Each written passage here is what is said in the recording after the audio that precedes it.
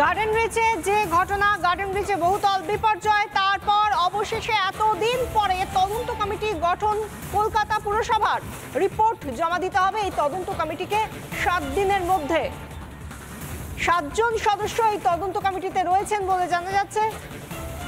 11 জনের মৃত্যুর পর অবশেষে তাহলে টনক নড়ল কলকাতা পুরসভার।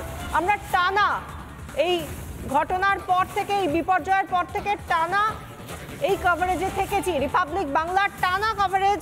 অবশেষে নড়ে চড়ে বসলো পুরসভা। এত মৃত্যুর পর বোধোদয় হলো তাহলে শাসকের। কিন্তু এই এতদিন পরে এই তদন্ত কমিটি গঠন, তারপর আবার 7 দিনের মধ্যে রিপোর্ট। এতে করে কি পাওয়া যাবে? আদৌ কে কার দায় ঝেড়ে ফেলবেন বা কে কোথা থেকে দায় এড়াবেন সেই প্রস্তুতি নয় তো?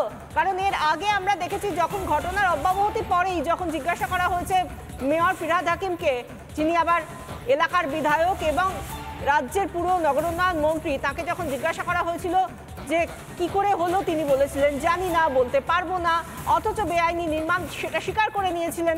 আবার তখন যাকে জিজ্ঞাসা করা হয়েছিল যে কাউন্সিলর কিছু জানতেন কি, কাউন্সিলর কেন জানেন না, তিনি একেবারে তার ঢাল হয়ে দাঁড়িয়েছিলেন। তিনি বলছিলেন কাউন্সিলরের জানার কথা নয়। তাহলে জানার কথা কার? 11 জনের মৃত্যু হয়ে গেল, তার কারণটা কে বোঝাবে? কার দায়? 11 জন মানুষ, তাদের মৃত্যু হলো কেন? একটা নির্মীয়মান বাড়ির বহুতলের তলায় চাপা পড়ে কেন এই ভয়ঙ্কর মৃত্যু তাদের হলো? এর দায় কে নেবে? এতদিন বাদে যখন শাসকের বা প্রশাসনের যখন টনক নড়ছে, তখন আরো অনেকগুলো প্রশ্ন উঠে আসছে। এত মৃত্যুর পর বোধোদয় হলো তাহলে শাসকের? মেয়র কি পদত্যাগ করবেন? আর যদি না করেন তাহলে কেন করবেন না? কেন ফিরহাদ হাকিমকে সরিয়ে দেওয়া হবে না? এই 11 জন মানুষ, তারা এতদিন ধরে কেউ কেউ চাপা পড়েছিলেন, তাদের দেহ চাপা পড়েছিল, তারপর শেষ পর্যন্ত 11 জনের মৃত্যু।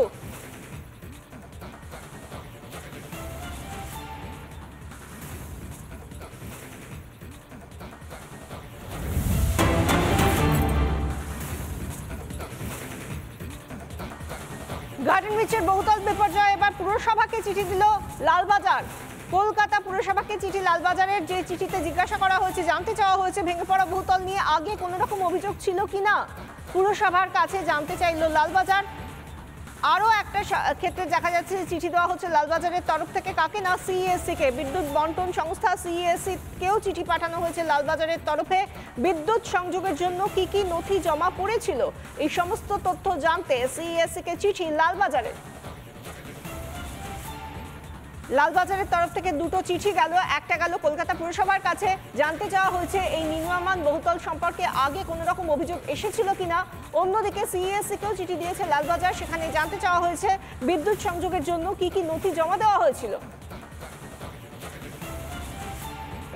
এই সমস্ত তথ্য জানতে সিইএসসি কে চিঠি দিল লালবাজার, যেখানে বারবার অভিযোগ উঠেছে যে বেআইনি নির্মাণ, জলাশয় ভরিয়ে নির্মাণ করা হয়েছে বা পুকুর বুঝিয়ে নির্মাণ করা হয়েছে বেআইনিভাবে। উঠে এসেছে একাধিক নাম। ধৃত প্রমোটার মোহাম্মদ ওয়াসিমের নাম তো ছিলই, সেই সঙ্গে মোহাম্মদ ওয়াসিমের সঙ্গে যার খুব ভালো সম্পর্ক বলে উঠে আসছে, সেই জায়গা থেকে কাউন্সিলরের বিরুদ্ধেও অনেকগুলো প্রশ্ন উঠেছিল। এই জায়গা থেকে রাজনৈতিক তরজাও শুরু হয়ে গিয়েছে। সেই জায়গা থেকে বিজেপি এবং তৃণমূল রাজনৈতিক তরজা কি বলছেন একে অপরকে শুনুন। দেখুন, একজন মেয়র মন্ত্রী 13 বছর দিয়ে সরকারে আছেন, উনি অবৈধ নির্মাণের সম্পর্কে জানবেন না, এটা হতে পারে না। উনি সবই জানেন। ওনার যারা সঙ্গী সাথী আছে, যা সাঙ্গ পাঙ্গ আছে, তারাই কিন্তু অবৈধ নির্মাণের কাজের সাথে যুক্ত আছে। এবং সেটা যিনি মন্ত্রী আছেন এবং কলকাতা মিউনিসিপ্যাল কর্পোরেশনের যিনি মেয়র আছেন, উনারই আঙ্গুল হেলনে অনৈতিক কাজগুলো, ইলিগাল কাজগুলো হচ্ছে, অথচ উনি অস্বীকার করে যাচ্ছে। পশ্চিমবঙ্গের মুখ্যমন্ত্রী মমতা বন্দ্যোপাধ্যায় বলুন বা মহানগরী ফিরহাদ হাকিম বলুন বা নগরপাল বিনীত গোয়েল বলুন, প্রত্যেককে দত্তহীন ভাষায় বারংবার বলেছেন যে কোনো বেআইনি কাজের সাথে তৃণমূল আপোষ করে না। কোনো ঘটনা প্রশাসনের নজরে এলে প্রশাসন যুদ্ধকালীন তৎপরতায় দলমত নির্বিশেষে তার বিরুদ্ধে ব্যবস্থা নেয়।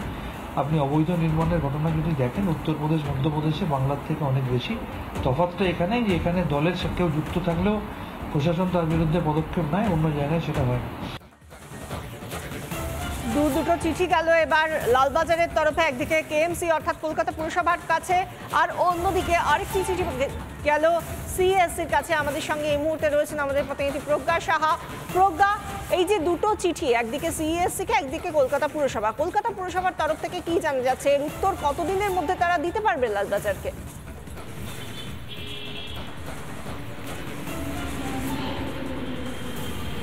পুরসভা এই জন্যই হয়তো তড়িঘড়ি এই কমিটি গঠন করেছে, কারণ তাকে জবাবদিহি করতে হবে যে কি কারণে গার্ডেন রিচের মতো এই ভয়াবহ ঘটনা ঘটে গেল এবং যার ফলে একজন নিরীহ গরিব 11 জনের প্রাণ হারাতে হলো, এবং তার উত্তর দিতেই এই তড়িঘড়ি কমিটি গঠন করেছে পুরসভা।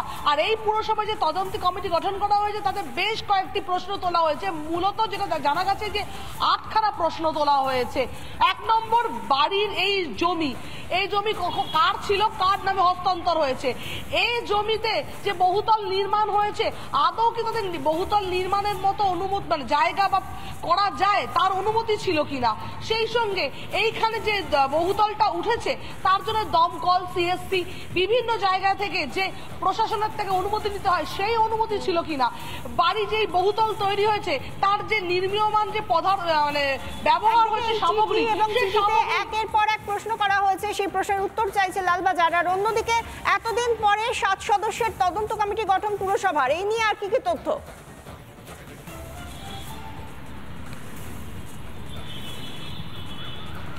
এই নিয়ে যেটা জানা যাচ্ছে এই মুহূর্তে যে 7 দিনের মধ্যে রিপোর্ট তৈরি করে জমা দিতে হবে, এবং এই যে কমিটি গঠন করা হয়েছে তাতে কিন্তু পুরসভার যুগ্ম কমিশনার রয়েছেন, সলিড ওয়েস্ট ম্যানেজমেন্টের ডিজি রয়েছেন, বিল্ডিং বিভাগের ডিজি রয়েছেন, এরকম উচ্চ পদস্থ আধিকারিক যারা পুরসভায় রয়েছেন সেরকম 7 জনকে দায়িত্ব দেওয়া হয়েছে। এবং সেই সঙ্গে আরেকটা বিষয় অত্যন্ত গুরুত্বপূর্ণ বলে রাখা বিষয় দরকার, যে পুরসভার যে ইঞ্জিনিয়ারদের বহিষ্কার করা হয়েছে, 11 জনের নামের তালিকা প্রকাশ করেছে পুরসভা, যাদের বহিষ্কার করা হয়েছে, শোকজ করা হয়েছে, তদন্ত চলছে। তাদের বিরুদ্ধে যে অভিযোগটা উঠেছে সেটাও কি আদৌ এই ঘটনার জন্য তারা দায়ী? এই তদন্ত কিন্তু সেটাও তদন্ত হবে, যে যাদের নামে দায় দেয়া হচ্ছে, কাউন্সিলরকে ক্লিন চিট দেওয়া হচ্ছে, মেয়র বলছে জানেন না এই বিষয়ে কিছু, সেখানে পুরসভার যে ইঞ্জিনিয়ার তাদের ঘাড়ে দায় ছেড়ে দেওয়া হচ্ছে। এই তদন্তে কিন্তু সেখানেও দেখা হবে যে এই ইঞ্জিনিয়ার যাদের নামে দায় দেওয়া হচ্ছে পুরসভার কর্মীদের বিরুদ্ধে, তারা আদৌ কতটা এর মধ্যে রয়েছেন, আদৌ কি তাদের ঘাড়ে কোনো দায় রয়েছে? এই সমস্ত বিষয় কিন্তু তদন্ত করা হবে, এবং সেই তদন্ত রিপোর্টে কিন্তু জমা পড়তে চলেছে। এবং সেখান থেকেই বোঝা যাচ্ছে যে এই যে খবরের জেরে বারে বারে মেয়র বলে যাচ্ছিলেন তিনি কিছুই জানেন না, ওনাকে সবটাই অন্ধকারে রেখে কলকাতা শহরে একের পর এক বেআইনি নির্মাণ হয়ে চলেছেন, উনি কিছুই জানতেন না। কিন্তু তড়িঘড়ি এই কমিটি গঠন করে তিনি বুঝিয়ে দিলেন যে পুরসভার দায় রয়েছে, পুরসভা সবটা এড়িয়ে যেতে পারে না। আর সেই সঙ্গে আরেকটা গুরুত্বপূর্ণ কথা বলে রাখা প্রয়োজন, আজকে রিপোর্ট তৈরি হবে, সেই রিপোর্ট যেমন জমা পড়বে, লালবাজারের রিপোর্ট তৈরি করছে সেই রিপোর্টে জমা পড়বে, এবং তারপরে কিন্তু স্পষ্ট ছবি উঠে আসবে যে কি কারণে গার্ডেন রিচের মতো ঘটনা ঘটে গেল এবং এতদিন পর কেন টনক নড়ল পুরসভা। ধন্যবাদ প্রজ্ঞা।